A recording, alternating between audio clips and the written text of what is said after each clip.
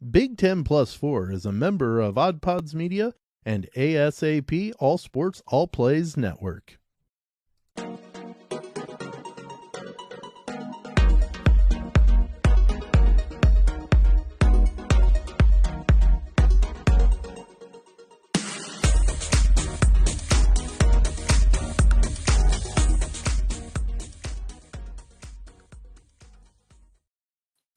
Hello, college sports with Midwest perspective. This is Big Ten Plus 4, and that's Sam Sprunger over there playing with the glasses a little bit. Am I coming in a little fuzzy to you, or what's going on I'm not there? sure who's on the other side of the screen with me. It's been so long. Jeez. I was going to say, I have not been on this show since we flipped to March, and you know, this again, March is my favorite month of the year because March Madness and everything. It's so amazing, but it also just completely throws my life in just a blender. And Your just wife says turns it goodbye to around. you for a while, huh?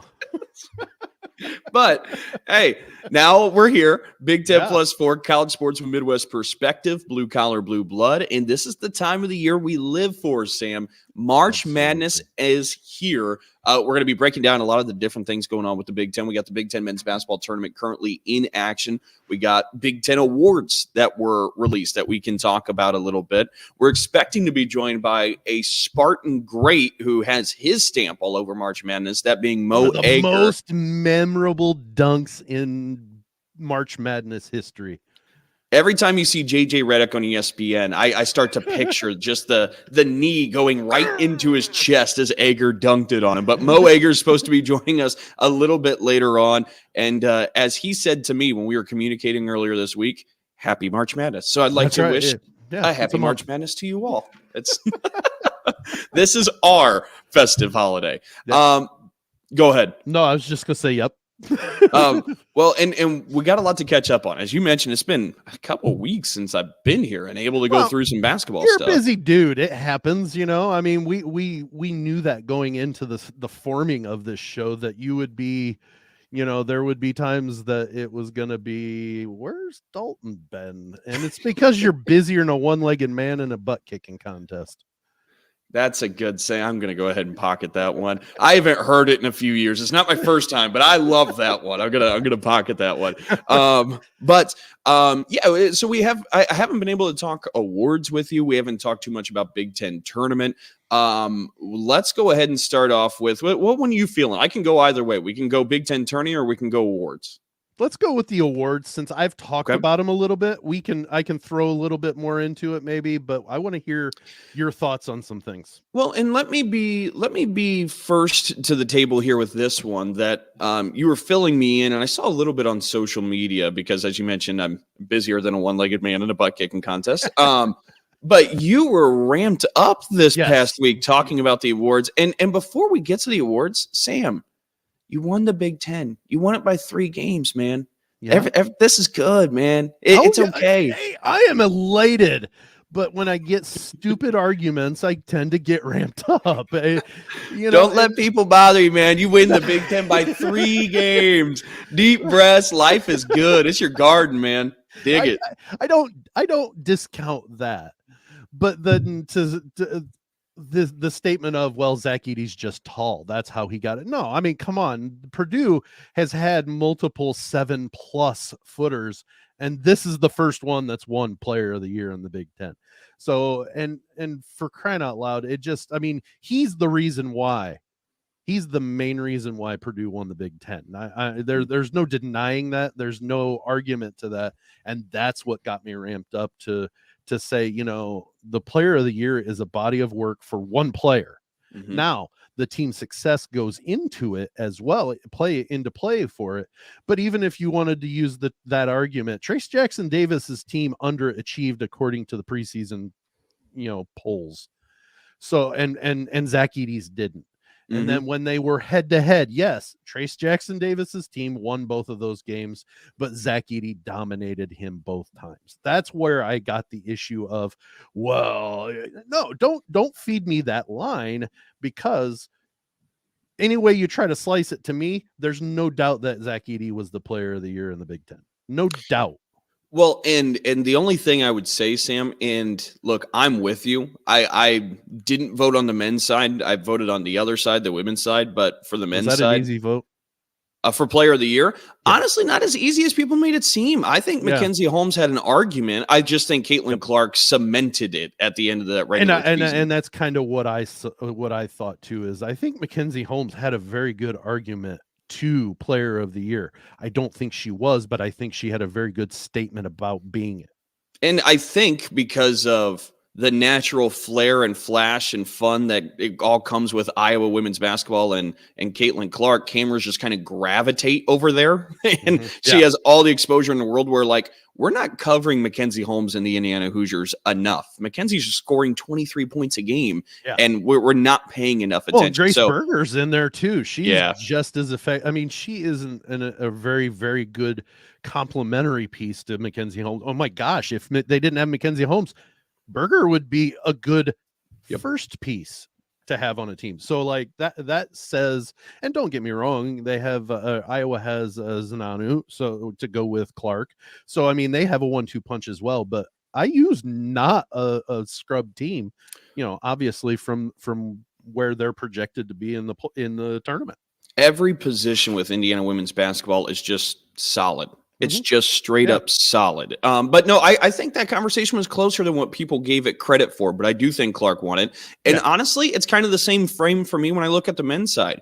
I think Trace Jackson-Davis was close. That doesn't mean Zach Edey was bad, but I do think Zach Edey was player of the year. And I think in many other conferences, Trace Jackson-Davis wins player of the year. I think Zach Edey's dominance was too much this year. I don't argue that. I don't even argue that the same as you just said, that Davis has an argument.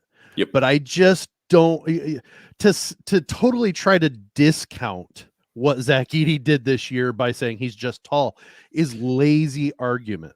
Now, I've found fatigue with the too tall or just tall argument as well. It just, like, we don't ever say, like, Rajon Rondo, he was only good because he was so quick. Like, he's just fast. We don't discredit other things. I don't understand why we look at Zach Edey, we want to put him down so badly. I'm not exactly sure what's going on. The man was blessed with extreme height.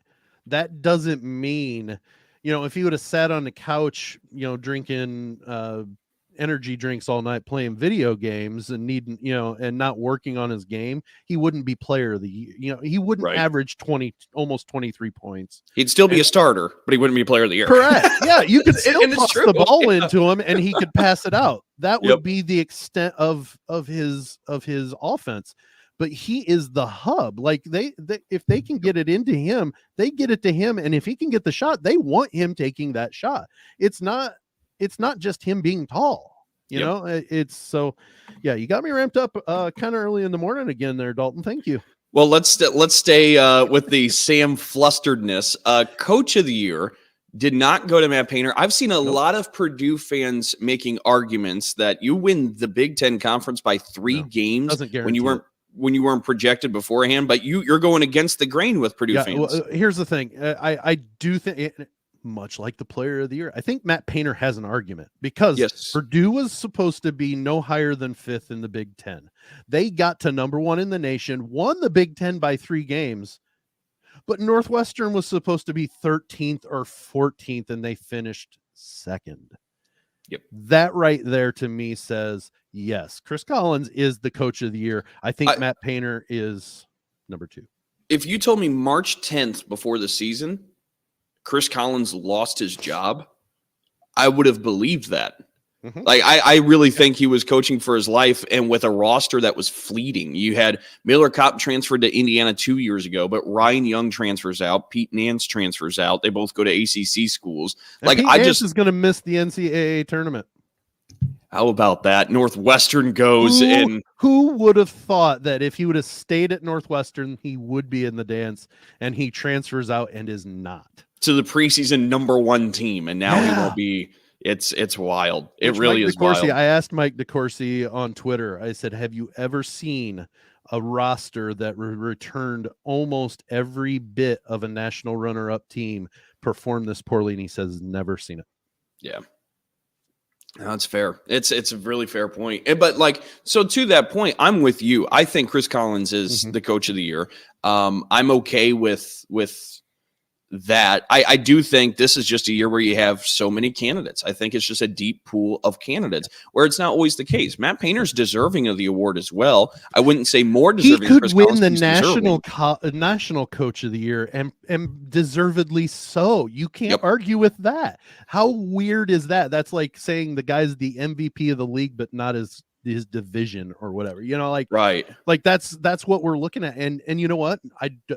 Nobody should be able to argue with that. I think Matt Painter would be an appropriate national coach of the year winner.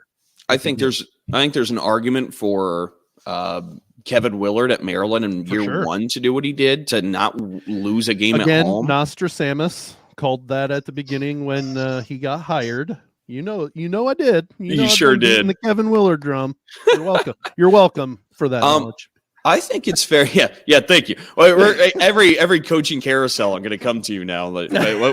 How's this playing? But I also think somebody we haven't talked about a ton, Fred Hoiberg at Nebraska. Yes. He lost 3 different starters throughout the year with injuries, everything they go through. This is somebody else who the seat was starting to get a little bit warmer, maybe there in Lincoln for his job. And he turns around and has a phenomenal season.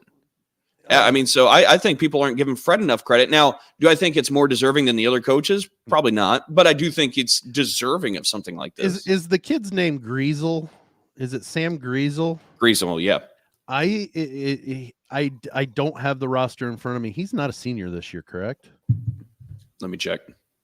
Because I tell you what, from what I saw from him, he's got potential to be, a pretty darn good, if not anything, really strong complementary piece going forward for Nebraska with what he did, in the tournament and what I was watching during the tournament.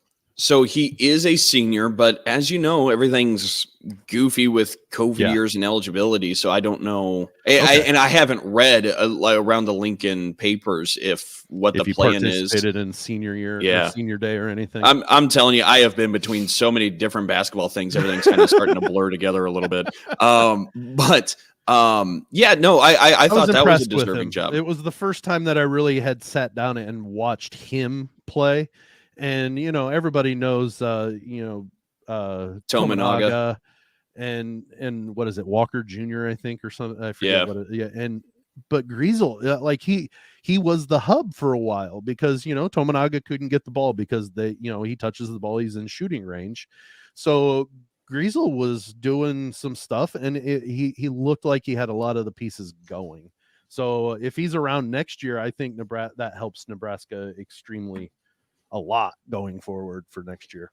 But so I mean, to that point, like Fred was able to figure some stuff out in this Big Ten conference on the fly. Like that's a pretty nice job. Well, and he started doing it at the right time. Now they did get eliminated in the tournament in their first game, but like they started winning games against some teams right at the end of the season. I think it was back-to-back games. They beat ranked teams, and they got back-to-back quad 1 wins at the very least. And so, I agree. I think Fred might have figured out a little bit, at least, going forward from here. At the risk of talking about some of these awards for way too long, because the show only lasts so long. Right. We're still not heavy in the first yet, though. So it's true. But if we want to get to tournament stuff and everything else, correct. We'll move her around a little bit more. But freshman of the year. Now, this was a conversation for us that sparked debate. I continued to pivot throughout this race for the final 4 weeks. Well, and to be fair, I was wishy-washy, but I also don't think anybody had really put themselves ahead of that pack. Like, I just think everybody was kind of neck and neck until at Mackey Arena, Jalen Hood-Schifino went in, helped the Hoosiers get the win against a top Purdue team, and dropped 30-some points in the process. When that game finished, I was like, yep, I don't know what else can happen in the next couple weeks that would deter me from thinking it's Jalen Hood-Schifino. If he would have performed the rest of the way he did against Iowa the very next game, I think he would have suffered a little bit from it. Because if you remember, He was the one that performed at Mackey, and then Trace Jackson Davis was the only one that performed against Iowa. Like nobody else on IU's basketball team if they showed can up get for the two Iowa together game. at a time, two together. And that's the Jekyll and Hyde that I see in IU that makes me concerned at wanting to pick them past a second round advancement. Well, we started to talk about that, and we're going to in the future. I almost have – I could go up and down the entire Big Ten Conference. I have large concerns for every single team trying to make a Sweet 16 run. And it's kind of bizarre to me that it's that way, but every single team, there is a glooming concern kind of hanging over. You know what's going to happen now, right? You have that concern. I have that concern. Everybody has that concern. 8 of the Sweet 16 are going to be Big Ten teams. Half the Sweet 16's a Big Ten. After the last 2 years when I thought the Big Ten had some decent teams, had some decent talent, and I think the only one Sweet 16 appearance in 2 years for the Big Ten Conference. Is that right? Or is it be the same team this year if it is? If there is no a team, kidding. Because there's no way Michigan gets a bit. If there is, they need to disband the committee and form a CBB or something, or CBF or P or whatever. Because you know what, if Michigan gets a bid, the system's rigged. That or Juwan Howard has information on somebody. I can't wrap my head around 17-10, and no offense to Michigan State, that being your biggest win and you get a bid into the tournament. Well, and losses to Central and everything else they had in the non-conference. The non-conference is their anchor. I mean, they played okay in conference play. They went 500. Yeah. But non-conference killed that. I think they were 11-9 in the conference, so they were a couple of games over. They didn't underperform in the Big Ten necessarily, but oh my goodness, it just there. I will start an inquiry of my own if Michigan gets an at-large bid. Private investigator Sam Sprunger. Yes. I will take down the NCAA. That's what will happen. So I think we're on the same page though. Jalen Hood-Schifino, freshman of the year, as we fully circle back. I agree. Yeah, okay. yeah. We'll get on our tangent and come back. Yeah, I agree. I made this statement even when I was saying it was Braden Smith. I said that if you voted for Jalen Hood-Schifino, I wouldn't argue with you. Yeah. Because I don't disagree that he's one hell of a good freshman. He's a good player.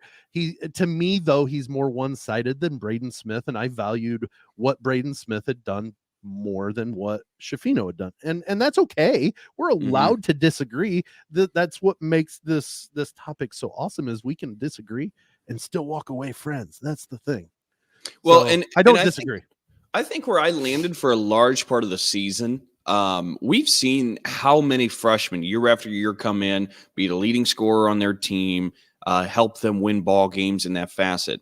I think what intrigued me so much about Braden Smith was how many freshman point guards come in, run the show so smoothly. Like, that was a bit unprecedented. We don't see freshman point guards come in and take a team to that kind of winning success. And I think that was the big thing is he was doing it at a very high clip. Like, the guard play was the concern for Purdue this year. And it became the reason why, other than Zach Edey's performance, obviously, it became the reason why they were so high.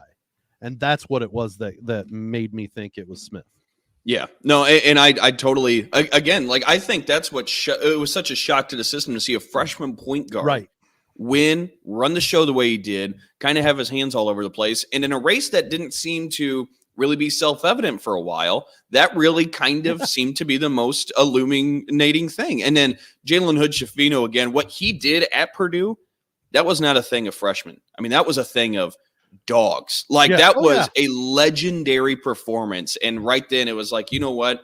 Like, you're right. Like, Braden Smith does have these pressures and these responsibilities as a freshman handed to him. But like Jalen Hood-Schifino, if he doesn't drop 35, he had the ball in his hand every trip down in that game. And it was basically, hey, we're going to go high pick and roll. I mean, it's your show, man. You go. Like, to be handed the keys that way and to be asked or expected to drop 30-some to get the I win was gonna against the say, top I don't Purdue think team? it was asked. I think they expected it because Trace Jackson Davis wasn't doing it. None There of the wasn't other another guys option were that doing game. it. Yeah. Yeah, there was no other option that game, and Hood Schifino delivered. Like, that was a legendary Hoosier performance. And he did it in a facility that is and I made the comment, I saw a reel of Big Ten coaches. There were 10 Big Ten coaches, including Matt Painter. 7 of them said Mackey Arena was the hardest place to play. I'm telling you, I've been to every Big Ten arena. It's Mackey hands down. It just is. Mackey is unbelievable. It just is. And for him to do that, like, and it was close. Like, they were trailing in the first half, and the Mackey was loud. The student section was going berserk, and he just kept doing his thing, kept shutting them down, and then stayed composed. All of a sudden they were up 11, and they ended up winning by 7 or 8. I mean, it's just it was the performance that got him the freshman of the year. I still, at that point, was thinking there was still time that Smith could do something, and he didn't underperform in his 2 games remaining after that either. He just didn't do it. But that bar went up to a certain level, and that needed to be met. Yep. Like, that's a fair way he to put it. had to have a 35-point game where he took over, and he didn't. He had a 17-point game where he was the leading scorer and they won. But it just wasn't the I'm taking this game over, it's my game. And that was what got Schifino the award. I'm positive of it. But that was an interesting conversation to have. And actually, let's close out the first quarter. When we come back, we'll get to the all freshman team. Yeah. So beginning the second quarter, we talked about Jalen Hood Schifino. We talked about Braden Smith as 2 of the better freshmen. Bryce Sensabaugh makes the all freshman team. As he should. Yes. Jet Howard makes the all freshman team. And okay, I only saw Michigan once with Purdue. So, I mean, I watched pieces of other Michigan games, and I could see that absolutely one of the better freshmen in the conference. And I think as of late, he kind of turned it up a bit. Yeah. I know against IU in the finale, he was hitting some shots that was keeping Michigan in the game or extending their lead before they finally gave it up and ended up losing against. And the fifth goes to Wisconsin's Connor Asijan, who had an impressive year. This either. Yeah. I made note multiple times. He's from our neck of the woods in Northeast Indiana, and his high school coach actually coached at Garrett when I worked there, and my exchange student played for him, and so we're still in contact. I heard you. We're still in contact. And I asked him about Connor, and he says, this kid is special. He said he is not a player that I've ever had before. He runs through brick walls. My nephew Tristan and his style of, if you ask him to do something, if you say run through that brick wall, he's not gonna do it, but he's gonna die trying, and that's Asijan. So it does not shock me that he's part of this all freshman team. The only thing I want to bring up here is that means those 5 being rattled off, Fletcher Lawyer is not on the all freshman team. He struggled in the last 6 to 8 games that Purdue had, and that's not saying that he didn't perform okay. He just didn't get shots to fall. He didn't get shots to fall when they needed him. He'd have open shots, and he'd be long or he'd be short, or it just he hit a slump in his shooting. So it doesn't surprise me that he's not on the team. I really thought I would have been able to fluster the Purdue fan a little bit more than what I've been able to successfully this morning. Yeah, matured in the 2 weeks I've been gone. It's good to see, Sam. Well, when you've got to run the show yourself. Well, let me try my final Purdue prodding angle at you here. You take a look at the Big Ten awards. First team, second team, third team all get released. Only one Boilermaker on any of those teams. That is a travesty. Yes. There we go. Go ahead. Because at the very least, Braden Smith is an honorable mention all Big Tenner. I'm sorry, but there's no way you can convince me that a freshman walking into the big drum and running the big drum the way he did this year, getting the Big Ten title, getting the team to the top 5 ranking, the second time ever being ranked number 1. He was a major part of that. I'm not going to say he should have been third team, second team, first team. Sorry, nothing. he honorable mention. Oh, okay. Well, then I'm not upset then. Jeez. Braden Smith and Fletcher Lawyer were both honorable mention by the media, and by the coaches, they both were as well. Okay, well then I rescind my last 35 seconds worth of ranting, because at the very least that should be the case. I'm not going to say that they were they're not Bryce Sensabaugh style or Jalen Hood Schifino style to where they should be first, second, third, on those specific teams, but they should get some mention. I do think that they should get some mention on that. Agreed completely. And it's funny because I've seen some Purdue fans chattering on social media, and they want to see somebody else on first, second, or third team from Purdue if you win the conference by Matt 3 Painter games. said that. And yeah. And look, I don't think that logic is flawed. I think you have an absolute point. You win the conference by 3 games. I just think you need to fully take a look at the scope, because if you went to try and list 15 names, the best 15 players of this conference this year, I don't know if people understand just how difficult it is until you sit down and actually do it here. Because, again, Sam, this is a year of the Big Ten Conference. Getting ready to say that. You had 10 teams go 500.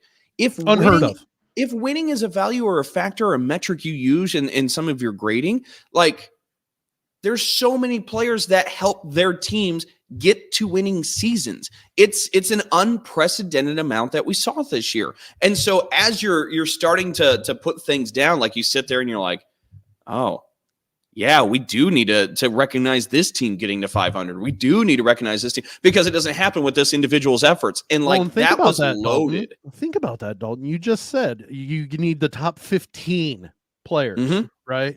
And you just said 10 of them had at least a winning record. If you took one member off of every single winning team, that leaves you just 5 spots left. And then you can make your arguments. But I don't think everybody fully understands how difficult that is until you sit down and actually try to do that. Yeah, try to do it. How about you sit down and do it? Don't sit there and complain. If you're going to complain, have a solution. So therefore, like you always said, if you're going to take somebody off, who are you putting on?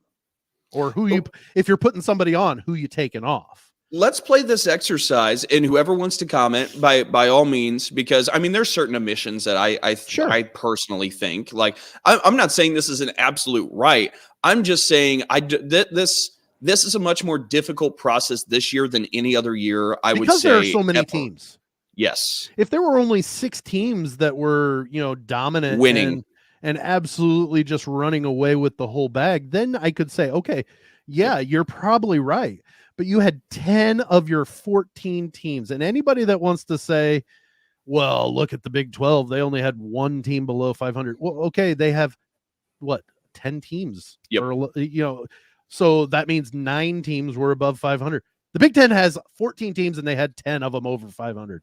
Yep. I'm sorry. That's a reason why Mike DeCourcy has more teams from the Big 10 than the Big 12 going in. Yeah, well, and again, because the pool is bigger in the Big Ten. There's more teams, right. And to be fair, like, I personally believe the Big 12 is the best basketball conference the last 3 years. I think not arguing that overall. Yeah, I think it beats. But to your point, the Big Ten is just it has more members, and so it has more, and it will get more teams into the tournament. They're looking at 9 teams making it in, 9 at potentially. I guess it would have been potentially 10 had Michigan won. So, like, right now they're looking at a solid 9. Penn State might need to win one more just to solidify, but pretty much those top 9 are pretty solid in their spots. Hey, and how about that? So before the year, I said, who I would keep an eye on for Coach of the Year was Micah Shrewsbury. At Penn State, and I ultimately don't think, like, the end of the season that it was deserving enough to win Coach of the Year compared to these other jobs we talked about in Chris Collins. But Micah Shrewsbury has Penn State's dancing shoes ready to go for the first time since 2011. He's just in year 2 there. Ooh. He's in year 2. I tell you what, Jalen Pickett's a cheat code. He is absolutely, like, I texted you last night during that game, and we can pull up the bracket, here in a couple of minutes if you want. But like he's such a cheat code because he had 3 points and Penn State was up 4. And you're like, okay, well, what's so special about this guy? And then all of a sudden he ended up with 13. But the thing that stunned me is he was back in that doing his traditional back down. As Brad Underwood called it after the game, booty ball. They play booty ball with Jalen Pickett. But then he wheeled around to go up for the shot. He was well covered, and there was a cutter, and he just boop and laid it in. He is an absolute cheat code when he is on. It is he's amazing. I love him. Absolutely a first teamer. Honestly, could be a reason why Penn State makes it to the Sweet 16. Oh, there's a stamp at the end. But hey, maybe. You mentioned that he's absolutely a first teamer. Let's go ahead and run through this exercise a little bit here. Hit a button. Sorry. You're fine. You probably weren't looking, so. I was not. So the coaches and the media both have Zach Edey, Trace Jackson Davis, Jalen Pickett, and Chris Murray on the first team. Agreed? Absolutely 100%. All 4 of them. So then the media goes with Boo Buie and Hunter Dickinson. The coaches put Terrence Shannon Jr. on from Illinois in that final spot. I would go Boo Buie. And Same. It's because of what Mike DeCourcy said when we had him on is, of all of his years of covering college basketball, he has not seen a progression or an improvement from a player from one year to the next than Boo Buie. For somebody like Mike DeCourcy to talk about a player like that and make a statement like that, I would put him on the first team over any. Hunter Dickinson, a good player, a decent season. Not enough. Yep, I agree. And for Terrence Shannon Jr., a solid season. Sure. But for me, Boo Buie averaging 20 points a game, running the show at point guard for this team as it makes this turnaround from worst to dang near first. They had a shot until the last weekend. We covered the cupboard bared out this offseason. So many of the best players on that team left. And it was Boo Buie, and we kind of said, oof, let's see what happens. Chase Audee's like, he got co-defensive player of the year. So, there are a couple. I'm glad they did that. Caleb McConnell and Chase Audeesh both were deserving of that award. I thought they got that right there. And the coaches only vote on that. The media does not. Yeah. But I thought that was well done. But no, to me, Boo Buie's the fifth member of that first team. I agree. But he's a special player, and he turned into a special player. Last year, he was good. This year, he was special. Yep, I completely agreed. Second team by the coaches. I'll list them off. The second coaches. Jameer Young, Maryland. Hunter Dickinson, Michigan. Tyson Walker, Michigan State. Derek Walker, Nebraska. Chase Audeesh, Northwestern. And Boo Buie, Northwestern. Meanwhile, on the media side, it was Terrence Shannon Jr., Jalen Hood-Schifino of Indiana, Jameer Young, Maryland. Tyson Walker, Michigan State. And Cliff Omori from Rutgers. He kind of fell off at the right. He did. He kind of fell off as Rutgers fell off. I was going to say, well, Rutgers fell off too once Mag got hurt. Yeah. Once Mag got hurt, it changed everything for that defense, for that team. I mean, it's interesting to see how they can try and patch it up heading into this big dance. Well, I can tell you, Purdue better beat them today because I am so tired of losing to Rutgers. I am. Well, and that game will be over by the time this airs, right? This comes on at 9 in the morning there, Dalton.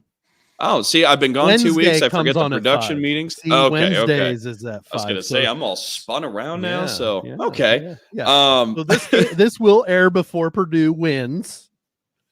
Wow, feeling bold today, huh? Oh, if you say it into existence. Ron Harper Jr. and Cam Spencer haven't taught you anything yet, have they? Hey, I'm a delusional Purdue fan. Let's get it on, baby. The third team members, the media had Philip Rebracha of Iowa, Matthew Meyer, Illinois, AJ Hogard, Michigan State, Chase Audeesh, Northwestern, Bryce Sensabaugh, Ohio State. Just keep the monsters away from Meyer. Meanwhile, for the coaches, Meyer makes it again. He could have been a second team if you'd have just laid off the Monster Energy drinks. Good. Yeah. Jalen Hood-Schifino, Kobe Buffkin, Jet Howard, and Cliff Omori from Rutgers. I mean, you take a look at that list, and you're absolutely right to make an argument for Braden Smith. At this point, I don't know if you can argue that Fletcher Lawyer should be on one of those three teams if he didn't make the all-freshman team. Fits him well. I would agree, completely agree. I think you can make the argument that Braden Smith should be on one of those teams, but I also challenge you to try taking one of those off and look at the other pool of honorable mention names.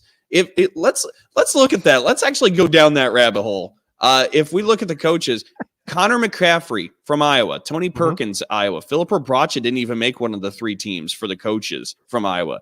Julian Reese, Hakeem Hart, and Dante Scott, Maryland. Joey Hauser, who had his best season ever at Michigan State, and AJ Hoggard. Dawson Garcia from Minnesota, Keisei Tominaga from Nebraska, who was only averaging 20-some points a game in the month of February. Zed Key, Bryce Sensabaugh, Justice Ewing, Ohio State. Tominaga, they showed a graphic during their game.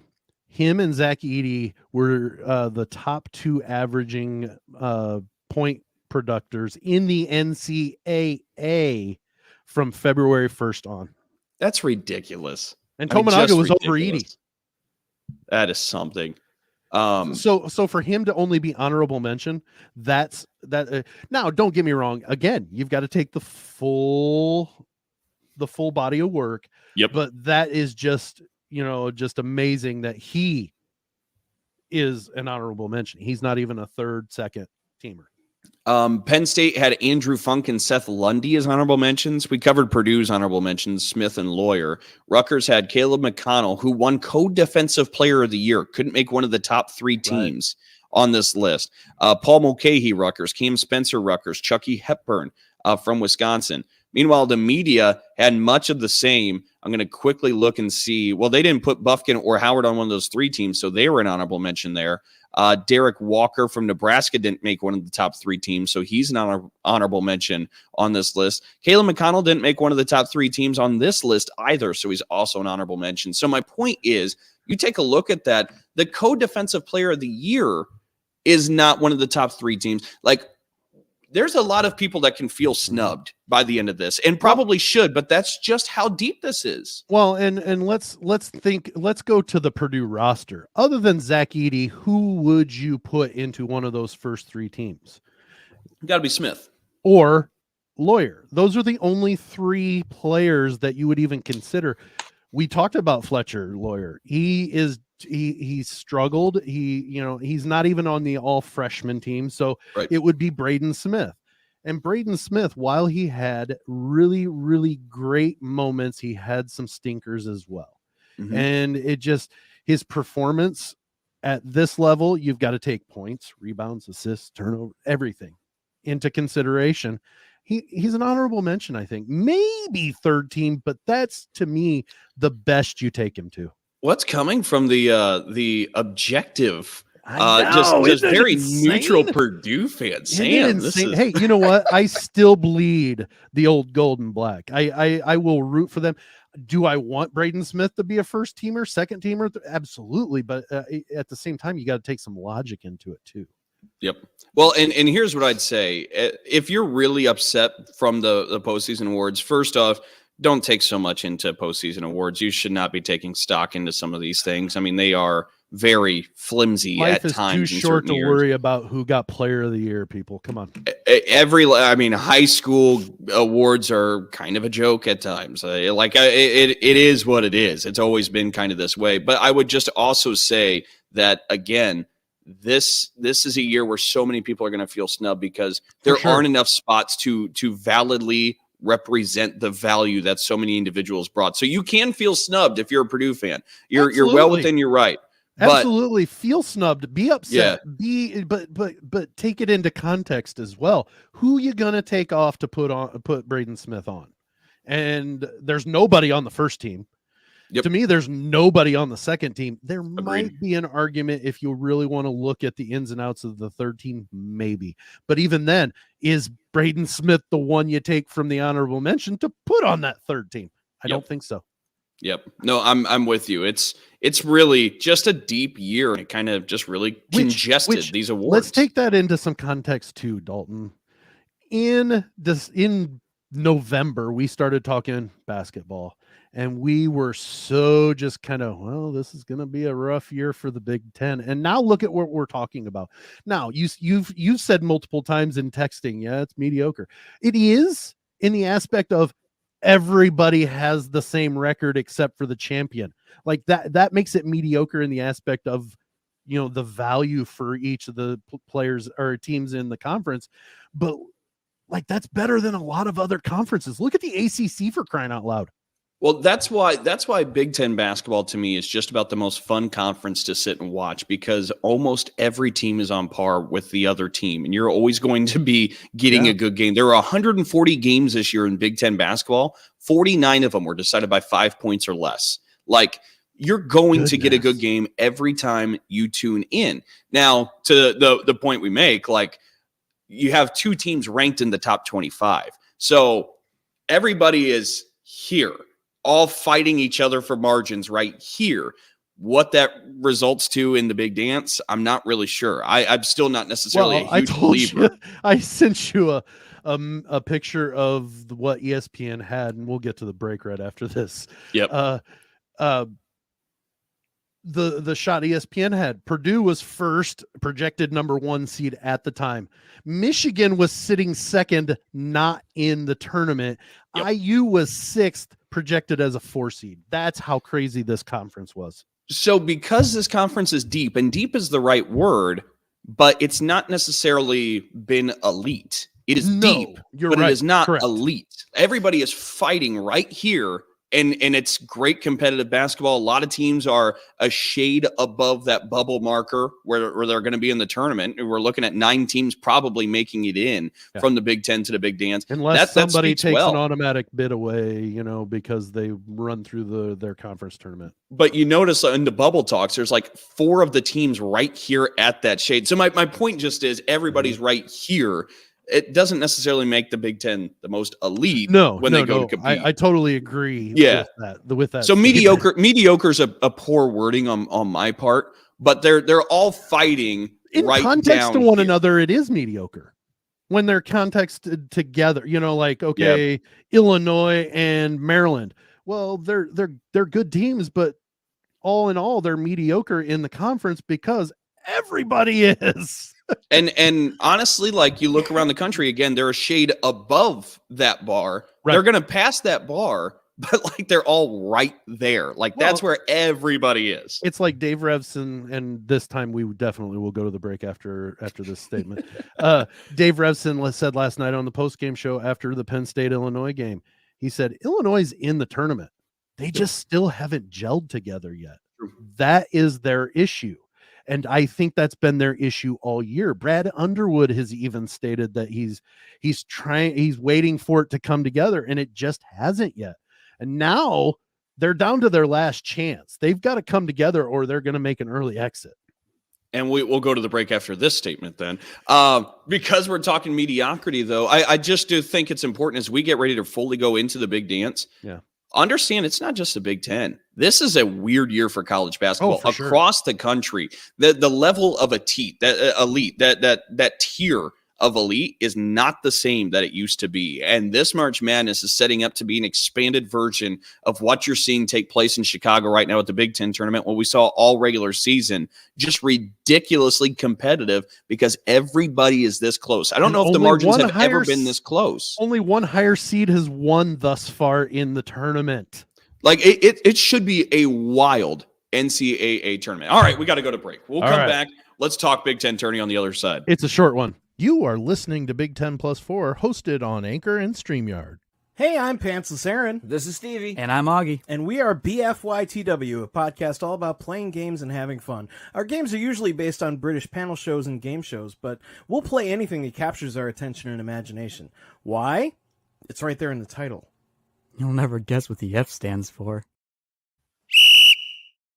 Told you it was a quick one. You were not kidding. All right, we're right back at it. Seconds, pal. Or I'm sorry, 22. Yeah, please correct yourself. Third quarter, we haven't talked a ton about the Big Ten tournament. To me, I've been very consistent with my frame and lens on this. To me, the regular season matters the most. Honestly, whoever wins the tournament, yay. but it's just not the same value for me. I personally think that this is their dress rehearsal for the NCAA. So you can try some things against these teams you've played all year. You can try some things that you might want to try once you get into the tournament. If it pans out, great, and you win, great. But if you're a team like IU or Maryland or Michigan State or Purdue, you're playing next week, and little will happen to your seeding when you're those teams that I just mentioned. Little can do to your seeding a loss. A loss isn't going to affect it much. So it's one of those that I think those teams that know they're in, they want to win it. Don't get me wrong. They don't care. They want to hoist a trophy and cut down a net. But if they lose, it's not the end of the world to them. Correct. Yeah, they're never taking the floor saying, "Oh, let's lose and get out of here." But like, it's Correct. not it's just not the end of the world. You phrased it right. I heard somebody that had talked to the LSU women's coach, Kim Mulkey. And yes. And last year they got bounced in the first round of their first game of the SEC tournament. And they talked to her this year and said, hey, what are your goals for this tournament? And we want to win one game and get out. She said, we're not going to not try, but as long as we improve on what we did last year, we're okay with an early exit. Well, and that's a lot of teams kind of like getting home and resting before, because there's not a ton of time. And you know what? Rest can be overvalued to a point. Mm-hmm. You don't want to get too rusty, because that's when you can run into an early exit in the tournament. But you don't want to overextend yourself, and especially the Big Ten tournament where it ends on Sunday. And you just finished a Big Ten season where you play 20 games, and what we talked about, absurd, where everybody's competitive. Like it's a grinder unlike any other that exists in what the regular season is. But I did want to mention real quick too, from a fan perspective, the Big Ten tournament is a great celebration of basketball. Like it's fun. Sure. It's a great event to be at. It's great to sit there all day, watch basketball. It's one of my favorite weekends of the year because of it. And it's great. But also from a fan perspective, to what I was trying to get at from the very beginning, it's great if you win it, but it's not everything. Winning the regular season means more. So don't throw so much stock into it. Just have fun with the weekend. Correct. It's a great celebration of Big Ten basketball. And let's look at and Dalton, I'm much older than you. I can remember the Big Ten and the Ivy League were the only ones that didn't have a postseason tournament. Yep. And it was one of those that there was a week in there that they went without playing, but honestly, and correct me if you think that I'm off base on this, postseason tournament is strictly for money and fans. It's not for the teams necessarily. You get an automatic bid, but like if you can't get off the bubble before your conference tournament, you have this whole season, and I'm not saying that teams shouldn't be willing to, are able to play their way in through a tournament. But like if you're on the bubble leading into the tournament, you shouldn't rely on a one and done situation to get yourself into it. And I would say in Big Ten sense, you're correct. For some of these mid majors, I think the conference tournament exists for the teams here.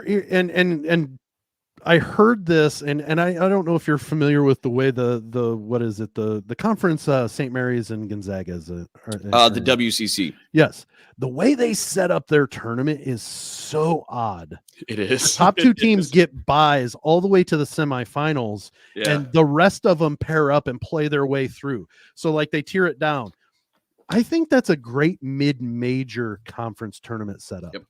Yep. Because many times you have that conference champion, the regular season conference champion, and these are one bid leagues. You're not getting more than one in.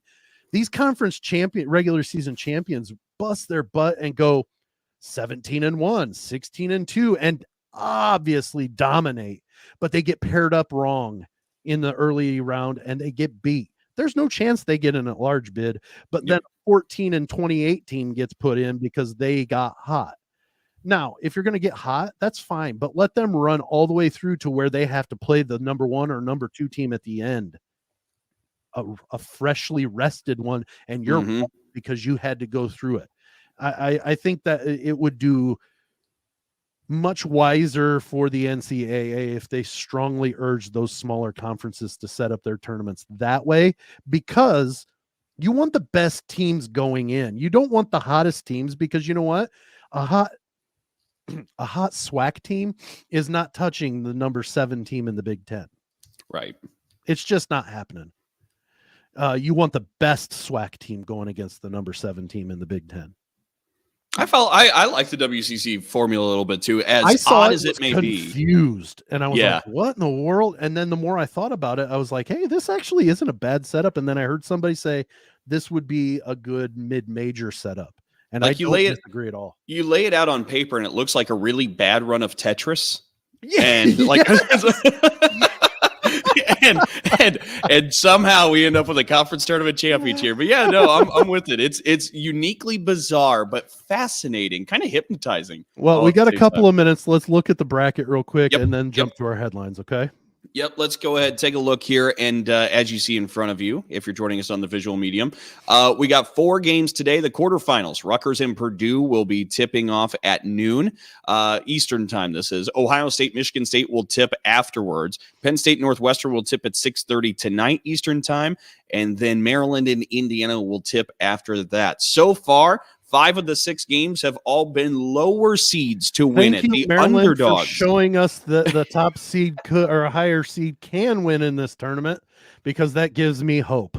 It's been very on brand for Big Ten basketball so far here in this tournament. But quarterfinal matchups, let's go ahead, zip through this, and kind of take a early look at the weekend. And as ridiculous as I think predicting the Big Ten tournament is, given what we just said, let's go ahead and take a look. Rutgers and Purdue, what sticks out to you? I think if it comes to guard play, if Purdue's guards actually, play well, and because you know what, in that first half against Illinois the other day, Purdue's guards played well. I mean, for crying out loud, they extended their lead from 7 to 21 with Zach Edey on the bench, and I think that does Purdue a ton in the fact that if in the tournament Edey gets in foul trouble, they have a shot to at least produce points and be competitive against a good team, because Illinois is not a bad team. They're just not a great team. And I think Purdue showed that they can do it. And I think it comes to guard play.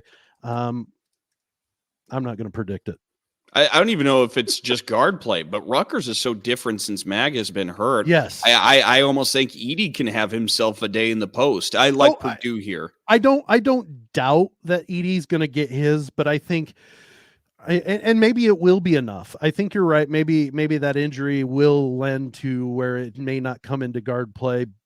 But I think if the guards struggle for Purdue, I think Purdue's in trouble. This becomes a competitive game. Yes. I'm with that as well. Yes. I like Purdue to move on to the semifinals, and they'll play the winner between Ohio State, Michigan State. They just played to close out the regular season this past Saturday. Sam, what sticks out to you here? Oh, good Lord, Dalton. Ohio State is playing so well right now, and I can't believe we're saying that. They turned it. Yeah, it's like as soon as they got to Chicago, they're like, "Oh yeah, we're good at this. The little orange thing goes in the hollow orange thing, right? Like it's like they're a different team." I still will go with Tom Izzo and the green.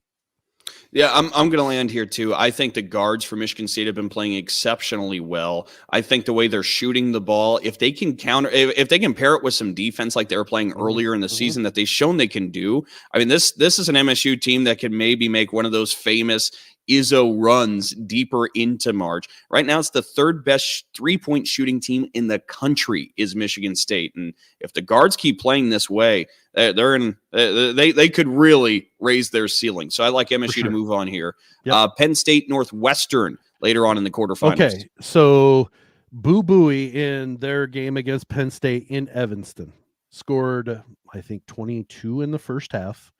34 for the whole game, and Penn State won. I think there's more of that coming. I love Jalen Pickett. I think Penn State wins this game. I think it's close, but I think they win. Okay. Gosh, we're really not deferring so far. I'm with Penn State here as well. I just love the guard play so much. Mhm. I think it's going to be too much. Maryland that's the first, by the way, underdog we've picked between Yes. the two of us. Penn State beating Northwestern. Maryland and IU. I'm going IU here. I think the versatility is too much. I think Maryland will give a close matchup, but I think IU wins. Well, these are the two Jekyll and Hyde teams of the Big Ten. They absolutely and Maryland's Jekyll is at home, and their Hyde is whenever they're playing not in College Park. Yes, and I think the same with IU for the most part is if they're at home, they Fair. are almost unbeatable. But I think if you do that, then they're both on the road because they're in neutral court. I think Couple of Hydes. I think you go with their, who's got the better Jimmies and Joes, and that's IU. Yeah, I'm with that too. Okay, so before we close this out, we talked about who we got winning the quarterfinal matchups. Who do you got winning it all, Sam? As again, let me give the qualifier here to protect ourselves. This is ridiculous. The idea of trying to That we're get even up thinking Big Ten about this who's year. winning this. Yes. Yeah, but hey, for fun, let's go ahead. I think Purdue goes 1-2 against IU in the regular season and postseason tournament, and they beat IU in the finals. See, it's interesting because I'm going to go with a homer pick as well. I think Michigan State finally gets the upper hand on Purdue. I don't think that's an impossibility either. It was such a classic game when they met in East Lansing. I think this time MSU beats them for the first time this year in 3 tries. I just think that they don't have an answer for Zach Edey. They did not either of the 2 times that they played, even at the Breslin Center. I think Edey still dominates Michigan State. And you're not wrong, but 3s are worth more than 2s. And if Michigan State keeps shooting it the way they have, then that's really what I'm looking at there. But if you get Mason Gillis or somebody hitting shots on the Braden Smith hitting some outside shots, I think Michigan State's in some pretty big trouble. I was going to say, this is not an absolute. I just see it playing out that way. And that's perfectly fine because you know what? I toyed with that as well. It just honestly could be. Honestly, it could be Penn State and Rutgers in the finals, and I would not be shocked by it either.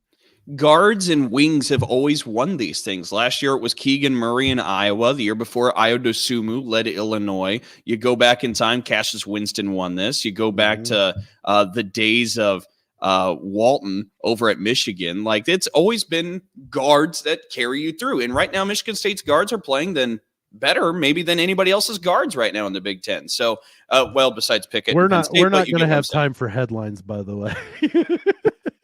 Yeah. So what do we end up doing here? Are we ready to just close up shop? I think so. Okay. No fourth quarter. We're calling it after the third. We went running clock. We're getting out of here. Yeah, So it's such a blowout. We couldn't just do it. A lot of great Big Ten basketball talk, though. Yeah. Glad we were able to bring all of that to you. Hey, it's okay. Occasionally we can go off script, and that's exactly what we did. And you know what? I think we solved a bunch of the Big Ten's problems. Yeah, you know what? I'm sure to expect it. There's an open seat for commissioner. I mean, sure, we're going to get a phone call at some point. I'll tidy up my resume. All right. Before we close it down, Sam, where can people find us? Hey, on Twitter, TikTok, and Instagram, it's at Big Ten Plus 4. You got to spell out the plus. On Facebook, you can think about the plus, and it'll put it in there for you. We're on oddpodsmedia.com. We are the only sports show on there, so we're kind of a big deal. ASAP Network, we're streamed twice a week. They do have an app now that will soon have the live TV feed that they have there as well. If you want to watch the stream, but you missed it on ASAP and you don't have the app for whatever reason, you can go on to Spotify and catch our video stream there as well. So, and then if you just want to listen to us anywhere you find podcasts. Perfect. And we'd love to thank you all for tuning in and listening to us. And of course, joining us on visual, wherever you're finding us. Thank you for taking the time to find us. Everybody go enjoy Big Ten basketball celebration. We said this tournament, go out, have fun, watch these games. I'm picking up my granddaughter this afternoon or this morning, and we're going to watch the Boilers beat Rutgers. Okay, how about it? This is what this is all about. That's Everybody go out, celebrate Big Ten basketball in your very own ways. And now we're getting ready to do the same. So for Sam Sprunger, myself, Dalton Shetler, so long, everybody. See ya.